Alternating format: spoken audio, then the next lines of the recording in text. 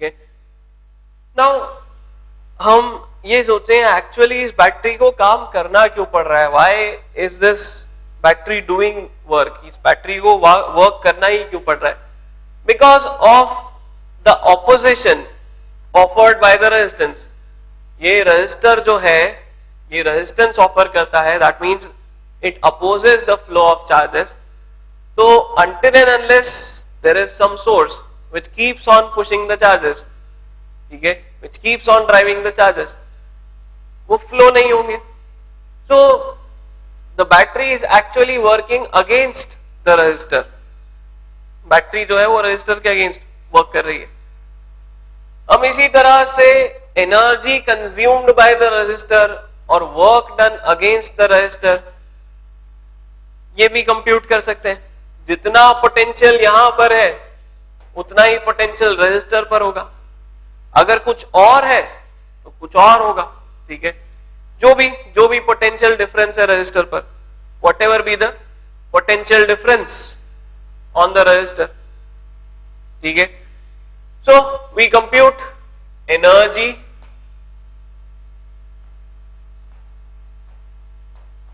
consumed by the resistor,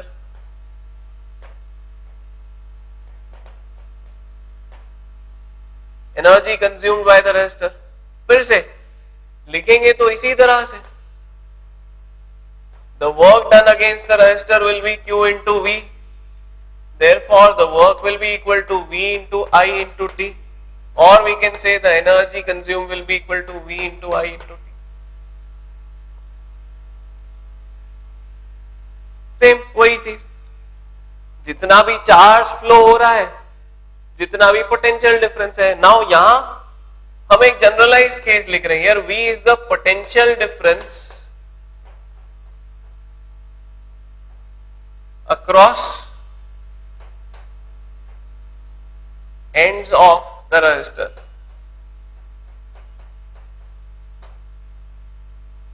potential difference across ends of the resistor, whatever be it, वो battery के potential के बराबर हो या कुछ और हो, जो भी है, whatever be the potential difference across the ends of the resistor, और उसमें करंट I फ्लो हो रहा है। I is the in the resistor.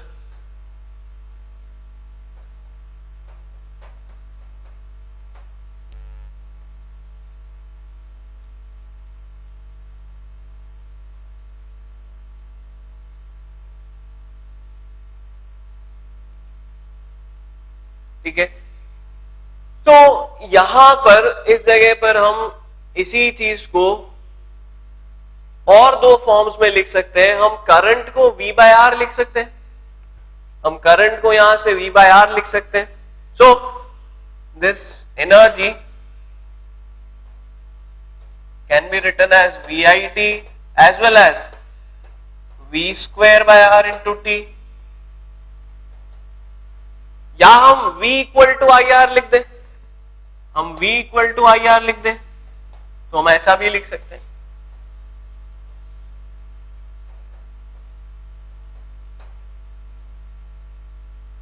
Energy consumed by the resistor can be written in these three forms, उसे हम इन तीन form में लिख सकते हैं।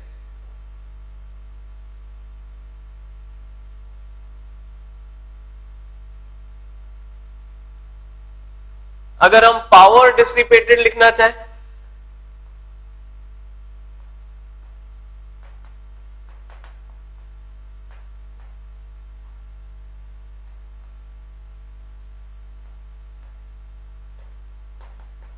U by T, which will be equal to V into I, or we can write V square by R, or we can write I square R।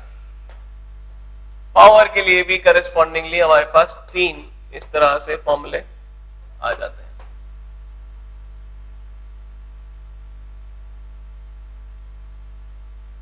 V into I, V square upon R, I square into R।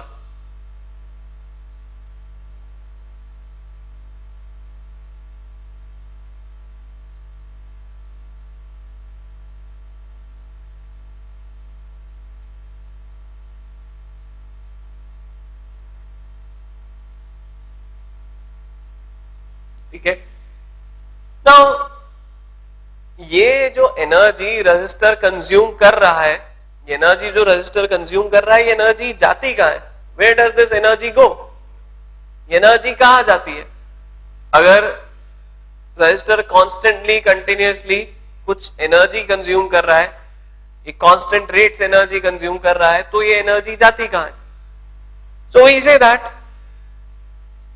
Most of this energy, a major part of this energy is generally converted into heat, ठीक है, majority part जो है वो heat में convert हो जाता है। Some part में get converted in other forms also, जैसे अगर हम देखें एक लाइट बल्ब अगर हम देखें तो उसमें एक फिलामेंट लगा होता है which is basically a resistor. तो कुछ पार्ट जो है वो हीट में कन्वर्ट होता है, कुछ पार्ट लाइट में कन्वर्ट होता है। कुछ सर्किट्स ऐसे हो सकते हैं जिनमें कुछ पार्ट हीट में कन्वर्ट हो रहा हो, कुछ पार्ट मैकेनिकल एनर्जी में कन्वर्ट हो रहा हो। जैसे फैन है तो फैन रोटेट हो रहा है, दैट मींस उसे इलेक्ट्रिकल एनर्जी मिल रही है और वो उसे रोटेशनल एनर्जी में कन्वर्ट कर रहा है। By solving circuits in this chapter, ठीक है, हम ये सब केसेस प्रैक्टिकल लाइफ में डे टू डे लाइफ में देखते हैं। But while solving questions in this chapter, हम हमेशा ये assume करके चलेंगे that the complete energy is converted into heat. Until unless something else is specified, we'll assume that the complete energy is converted into heat. जो पूरी energy है वो heat में कन्वर्ट हो जाती है। So we can say for an ideal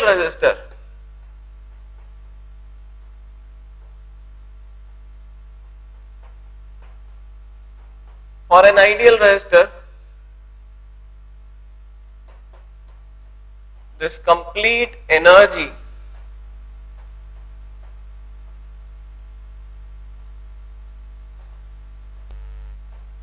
gets converted into heat energy. This complete energy gets converted into heat. ये जो पूरी एनर्जी है ये हीट में कन्वर्ट हो जाती है। So while solving questions, until unless specified, कुछ और जब तक स्पेसिफाई ना किया जाए, हम यही मानकर चलेंगे कि ये पूरी एनर्जी जो है हीट में कन्वर्ट हो जाती है। Although practically we see electricity से एनर्जी को बेसिकली किसी भी फॉर्म में कन्वर्ट किया जा सकता है। Electrical energy is because of such nature said to be the most convenient source of energy. Electrical energy को हम most convenient source of energy बोलते हैं। उसे किसी भी दूसरे फॉर्म में कन्वर्ट करना बहुत सिंपल होता है, बहुत इजी होता है, बहुत कन्वीनियंट होता है। उसे हम हीट में कन्वर्ट होता हुआ देख सकते हैं इन हीटर्स, इलेक्ट्रिकल हीटर्स। लाइट में कन्वर्ट होता हुआ देख सकते हैं हम बल्ब्स में, ट्यूबलाइट्स में, ठीक है। हम उसे साउंड में कन्वर्ट होता हुआ देख सकते हैं, मैकेनिकल एनर्जी में कन्वर्ट होता हुआ देख सकते हैं। It is the most convenient form of energy. उसे ट्रांसफॉर्म करना बहुत इजी होता है, ठीक है। उसे केमिकल एनर्जी में कन्वर्ट कर देते हैं when we basically recharge a battery. जब हम एक बैटरी को चार्ज करते हैं, रिचार्ज करते हैं, so in that case what electrical energy is basically doing, it is converting, it is getting converted into chemical energy of the battery. so इस तरह से एनर्जी जा तो किसी भी फॉर्म में सकती है, बट until unless specified हम ये मानकर चलेंगे कि वो पूरी तरह से हीट में कन्वर्ट हो जाती है, ठीक है। नाउ पावर की यूनिट तो हम जानते ही हैं। पावर की यूनिट तो हमें पता ही है, एसआई यूनिट जो है वो वॉट होती है। SI unit of power is what.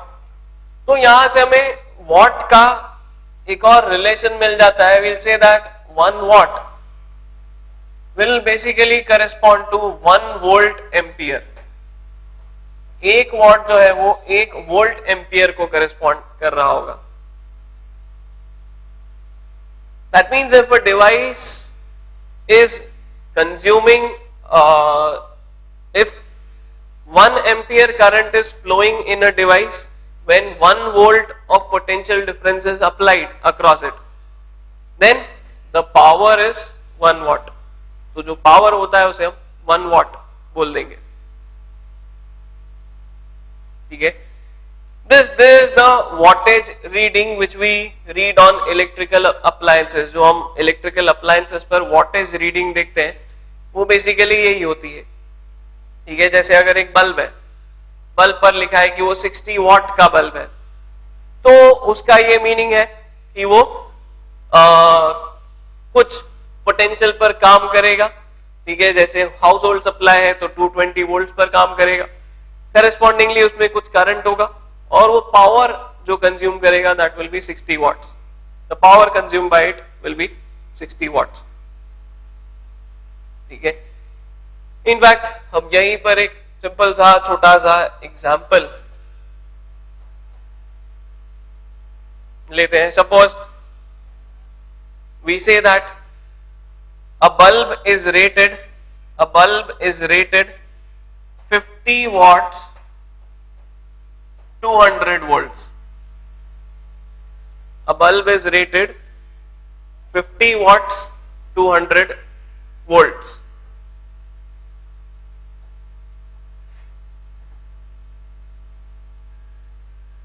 A bulb is rated 50 watts 200 volts. What is its resistance? What is the resistance of this bulb? What is the resistance of this bulb?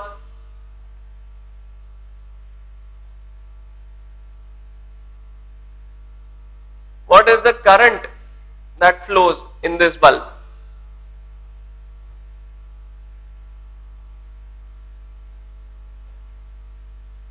ठीक है. इस bulb का resistance क्या होगा, और जब इसे 200 volt supply से हम कनेक्ट कर देंगे तो इसमें करंट की वैल्यू क्या होगी. फाइन. सो सिंपल सा ही क्वेश्चन हमने ये लिया है. हमने लिखा है power equal to V square by R, which will give us that the resistance is V square bye P. जो हम कैलकुलेट करेंगे तो हमें मिलेगा 200 square upon 50 which will be 800 ohms. अब या तो हम V इक्वल टू IR लगाकर करंट निकाल लें, या हम यहीं से P इक्वल टू VI लगाकर करंट की वैल्यू निकाल लें. कहीं से भी हम निकाल सकते हैं.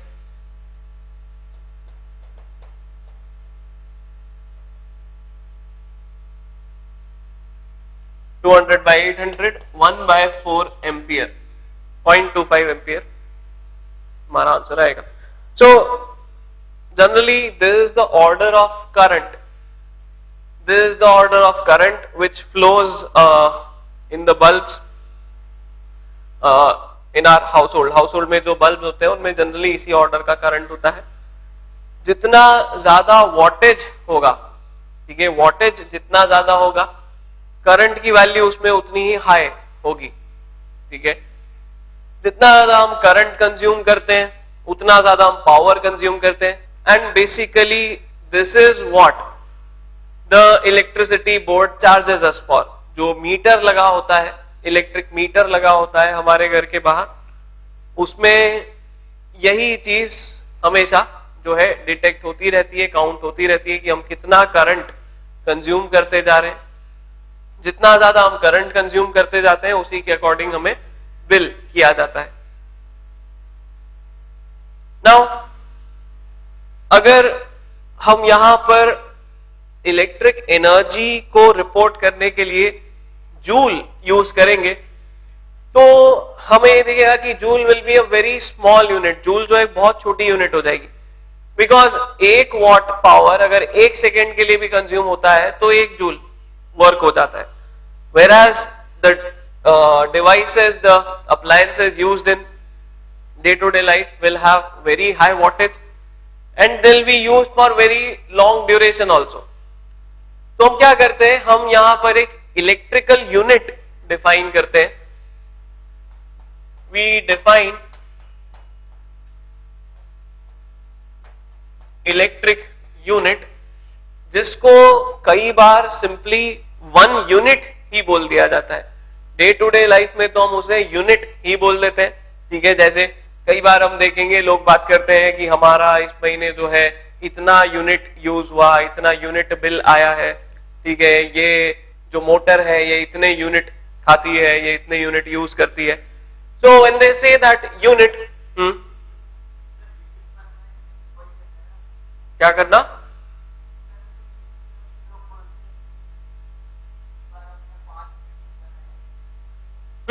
द रीडिंग, जो रीडिंग की बात करते हैं वो यही करते हैं बेसिकली।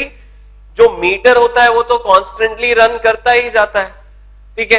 तो what the electricity board does is, जो इलेक्ट्रिसिटी बोर्ड करता है, देखा होगा एक पर्सन आता है जो रीडिंग लेकर जाता है, तो वो क्या करते हैं, उनको पता होता है कि हमने 1 तारीख को ये रीडिंग ली थी, अगले महीने की 1 तारीख को ये रीडिंग ली, तो मतलब 1 से 1 के बीच में इस महीने में इतनी एनर्जी कंज्यूम हुई है, ठीक है। तो उससे उन्हें एक एवरेज मिल जाता है कि इतना एवरेज जो है कंज्यूम हो रहा है पर डे। हाँ, वो जो रीडिंग होती है वो उसी के बराबर होती है। जैसे सपोज हम किसी व्हीकल में ट्रेवल करते हैं, व्हीकल में अगर देखते हैं तो एक ओडोमीटर होता है जो हमेशा आगे बढ़ता ही जाता है, ठीक है। अगर हमें किसी एक डिस्टेंस से लेके दूसरे किसी एक प्लेस से लेके दूसरे प्लेस के बीच में देखना है कि कितना डिस्टेंस है, तो हम स्टार्टिंग में रीडिंग नोट कर लेंगे और आखिरी में रीडिंग नोट कर लेंगे, उसमें जो डिफरेंस होगा वही हमारा कंजम्पशन होगा।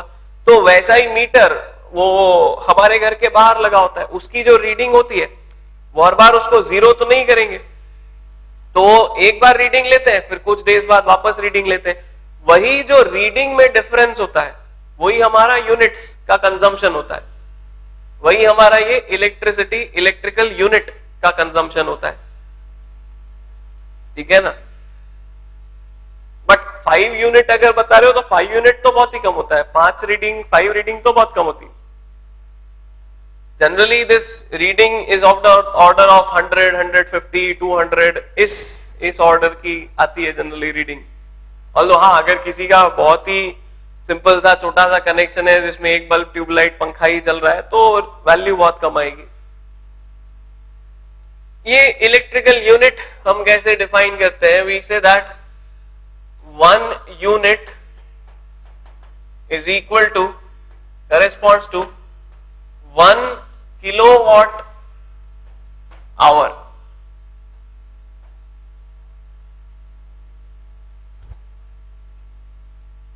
ठीक है, this 1 electrical unit corresponds to 1 kilowatt hour, that is it corresponds to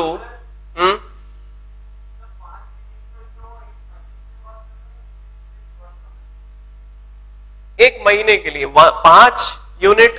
एक दिन के लिए तो हाँ ऑन एन एवरेज होता ही है, एक दिन के लिए 5 यूनिट तो ऑन एन एवरेज बनता ही है हाउस होल्ड्स में, ठीक है ना। So 1 unit corresponds to 1 kilowatt hour, that is energy consumed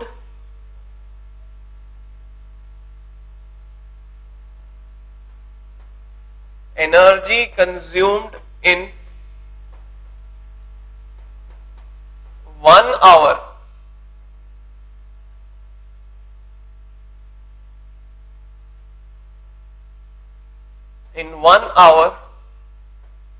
at a rate of 1 kilowatt, that is 1000 watts।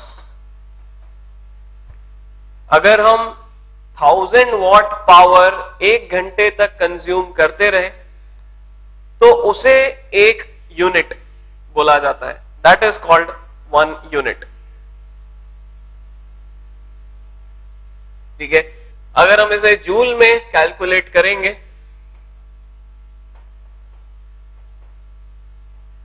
तो हमें मिलेगा 1000 वॉट्स इंटू 1 आवर, 1 घंटे को सेकेंड्स में कन्वर्ट करें तो 3600 seconds, so it will come out to be 3.6 into 10 to the power 6 joules। This 1 electrical unit actually corresponds to 3.6 into 10⁶ joules. और जो इलेक्ट्रिसिटी बोर्ड होता है वो पर यूनिट हमें चार्ज करता है। I don't know the current rate, it is generally of the order of 8 rupees 9 rupees per unit. जो rate होता है वो जनरली रुपीज 8 9 10 इस ऑर्डर का होता है, ठीक है, 8 to 10 पर यूनिट। इस तरह से हमें इलेक्ट्रिसिटी बोर्ड चार्ज करता है।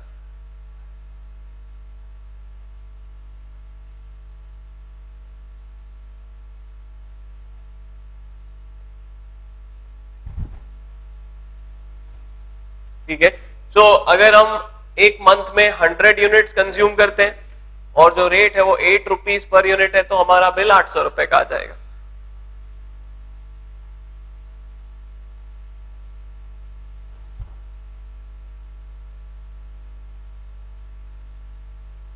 ठीक है,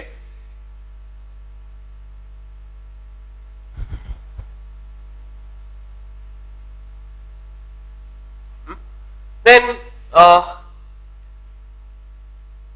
एक और पावर का एक और यूनिट जो कई जगह पर यूज किया जाता है, ठीक है, हम एचपी हॉर्स पावर में बात करते हैं, वो पावर का यूनिट है, it is not the unit of energy.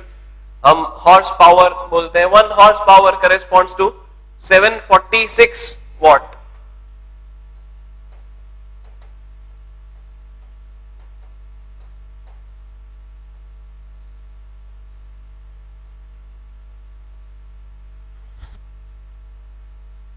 ठीक है, फाइन। सो इस तरह से हम यहां पर इलेक्ट्रिकल एनर्जी, इलेक्ट्रिकल पावर का एनालिसिस करते हैं, उस पर डील करते हैं। Then what are the other types of questions which can be formed on electrical power, electrical energy? एक जो बेसिक से सिंपल से क्वेश्चन आते हैं, ऑल्दो कॉम्पिटिटिव एग्जाम में तो रेयरली आते हैं, बट स्कूल लेवल पर पूछा जा सकता है। हमें अलग अलग अप्लायंसेस दे दिए जाएंगे कि एक फ्रिज है, उसका वॉटेज इतना है, वो एक दिन में इतने घंटे चलता है। 4 बल्ब चलते हैं, उनका वॉटेज इतना है, वो इतनी देर चलते हैं। ट्यूबलाइट्स है 4, वो इतनी देर, इतने पावर के इतनी देर चलते हैं। 2 पंखे हैं, वो इतने पावर की इतनी देर चलते हैं। And they will ask us to estimate the bill for 1 month. 1 महीने का बिल एस्टिमेट करो, रेट दे देंगे। तो वहां हम सारे पावर को किलोवाट में कन्वर्ट करते जाएं, वो कितने घंटे वर्क करते हैं ये देखते जाएं। उससे हमें यूनिट कंजम्पशन मिल जाएगा, कितना यूनिट कंज्यूम कर रहे हैं वो एक दिन में। 30 डेज तक करते हैं तो 30 टाइम्स, फिर रेट जो भी दिया है उतने टाइम्स कर देंगे तो हमें बिल मिल जाए। But such questions are generally asked only in junior classes. इस लेवल पर वो क्वेश्चन जनरली पूछे नहीं जाते। तो क्वेश्चंस हमें पूछे जा सकते हैं। कुछ इस तरह के क्वेश्चंस हमें पूछे जाते हैं that suppose 2 bulbs of rating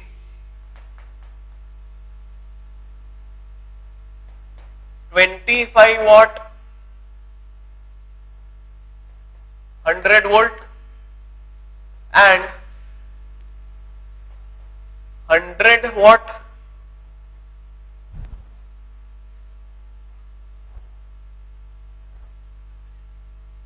100 watt, 200 volt are connected in series to a 200 volt supply.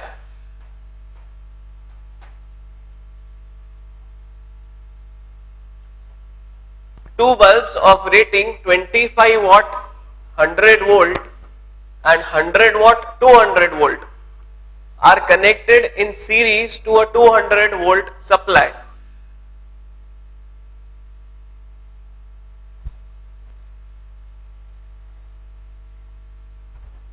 ठीक है, हमें बताना है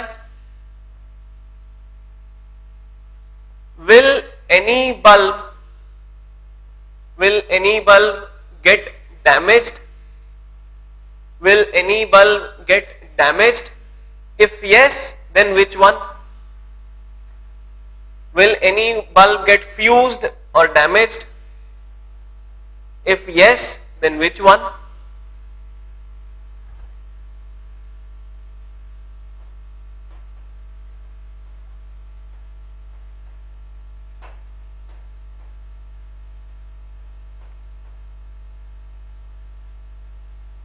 If yes, then which one?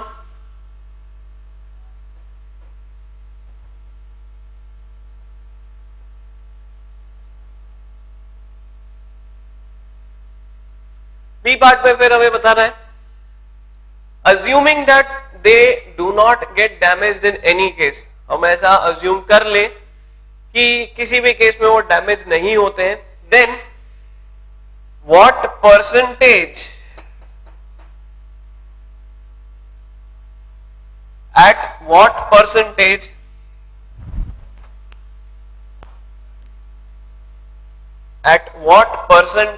brightness will they be working?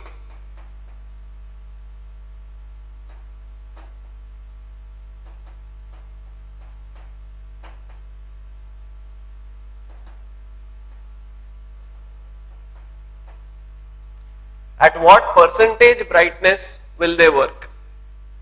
ठीक है, यहां थोड़ी सी मैं हिंट दे दूं, थोड़ा सा हम कुछ कॉन्सेप्ट यहां टच कर ले। देखो, डैमेज से मतलब है ये जो बल्ब की रेटिंग होती है, हमें ऐसा मान लेना होता है, अज्यूम कर लेना होता है कि अगर इस रेटिंग से ज्यादा वोल्टेज या करंट बल्ब को मिलता है तो वो खराब हो जाएगा, कम मिलता है तो कुछ नहीं होगा, कम मिलता है वो कम ग्लो करेगा, ठीक है, कम वोल्टेज आए कम ग्लो करेगा, पर ज्यादा मिलता है तो वो फ्यूज हो जाएगा, वो खराब हो जाएगा। This is what we need to assume, this is what is the meaning of getting damaged. Brightness can be assumed to be linearly proportional to the wattage. Brightness can be assumed to be linearly proportional to the wattage. जो भी उसका wattage है, ठीक है, at what percentage of actual brightness, यहां पर ऐसा लिख लें, at what percentage of actual brightness या maximum brightness,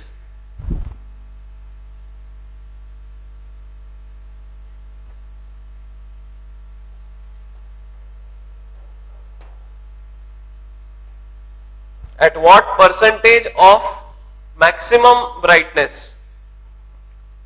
will they be working? ठीक है, यहां हम बोल रहे हैं assume the brightness to be a linear function of wattage. जितना ज्यादा वॉट का बल्ब होगा उतनी ज्यादा उसकी ब्राइटनेस होगी। Again this is a practically observe phenomena. हम 50 वाट का बल्ब लगाएंगे और हम एक 100 वाट का बल्ब लगाएंगे तो हमें उनमें डिफरेंस साफ साफ दिखेगा, ठीक है। ये दोनों ही जो मैं बात बोल रहा हूं, they will these things will never be mentioned in such a question. ये हमेशा खुद ही अज्यूम करनी होती है, ठीक है, इसीलिए मैं यहां बता रहा हूं, ये बातें कभी क्वेश्चन में मेंशन नहीं की जाएंगी। This what we will have to assume for solving the question. Okay, चलो हम देखते हैं किस तरह से करना होता है इसे। सबसे पहले तो सपोज मैं ये इन्हें बल्ब 1 और बल्ब 2 बोल दूं। The first thing that we'll need to do is, दो चीजें यहां की जा सकती हैं, या तो हम दोनों बल्ब्स के लिए रेजिस्टेंस निकाल लें या फिर हम दोनों बल्ब्स के लिए करंट निकाल लें, ठीक है। ऑल्दो इनफैक्ट सिर्फ रेजिस्टेंस निकाल लें तो ही हमारा काम हो जाता है, करंट निकालने की हमें जरूरत पड़ती नहीं है। अब सबसे पहला काम ये करें, हम दोनों का रेजिस्टेंस निकाल लें। तो v स्क्वायर बाय पी,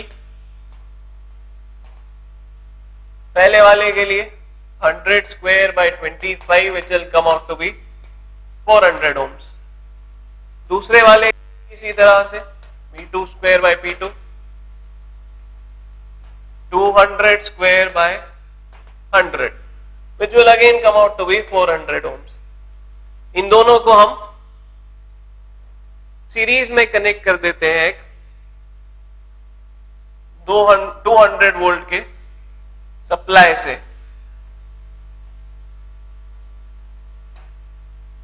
ठीक है, R1 R2।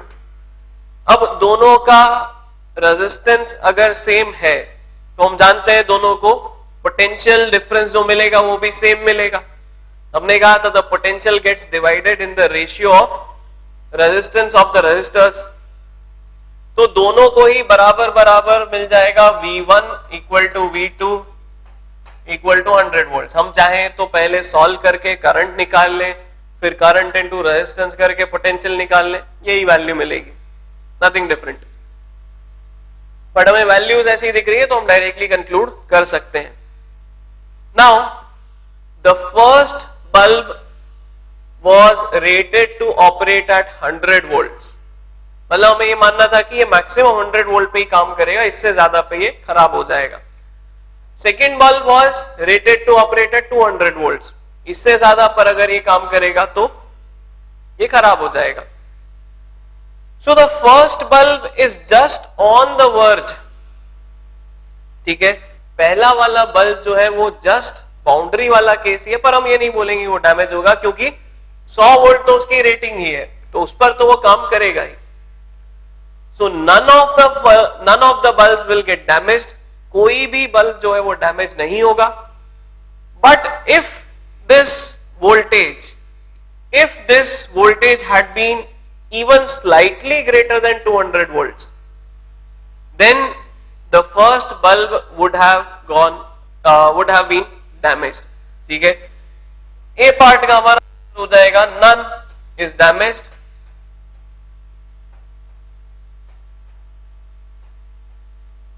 but for voltage greater than 200 volts, bulb 1 would have been damaged.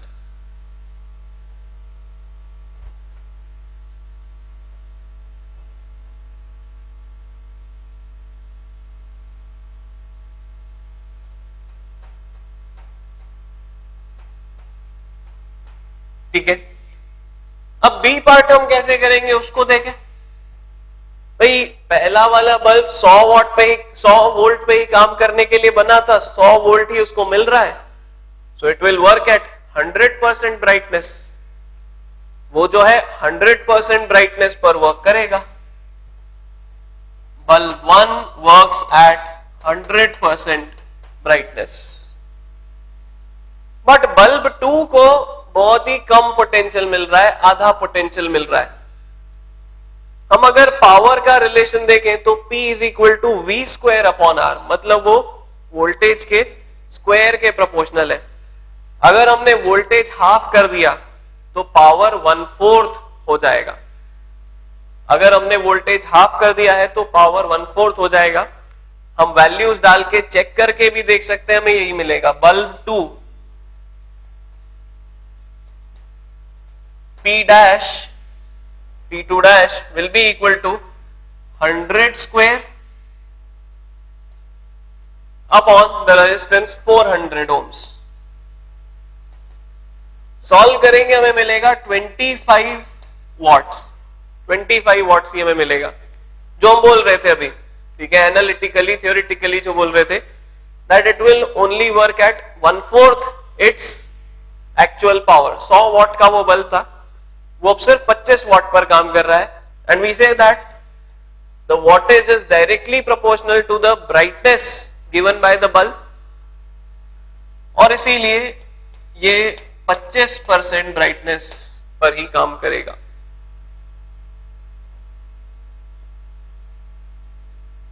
It will work at 25% brightness only, ठीक है।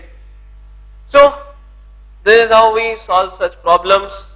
ये बल्ब्स वाले प्रॉब्लम काफी कॉमन होते हैं ऑब्जेक्टिव बेस्ड एग्जाम्स में।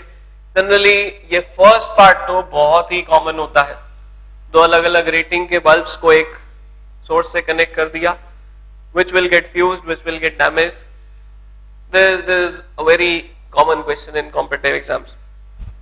इस तरह से हमें उसे सॉल्व करना होता है, इस तरह से अप्रोच करना होता है. The assumption that we have to take is for voltage greater than the rated voltage the bulb will get damaged.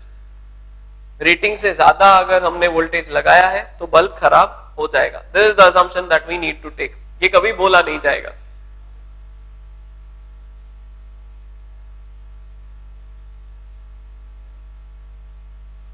ठीक है. So this is all about electrical power and electrical energy. ठीक है. ये आज हमारा एक और आर्टिकल कंप्लीट हो जाता है. इलेक्ट्रिकल पावर, इलेक्ट्रिकल एनर्जी क्या हमारा हो जाता है. ठीक है. हम थोड़ा बहुत इसे एक बार और रिकॉल करेंगे जब हम हीटिंग इफेक्ट्स ऑफ करंट में और कुछ चीजें देखेंगे, आर्टिकल्स देखेंगे, तब हम इसे स्लाइटली वापस टच करेंगे. But for now this is all about electrical power and electrical energy. ठीक है. सो आज का लेक्चर हम यहीं पर एंड करते हैं. आज यहीं पर हम छोड़ते हैं. In the next lecture will be starting RC circuits. हम ऐसे सर्किट्स का एनालिसिस कैसे करते हैं जिनमें रेजिस्टेंस और कैपेसिटर दोनों कनेक्टेड हो. ठीक है. वो हमारा नेक्स्ट आर्टिकल होगा. That will be our next topic.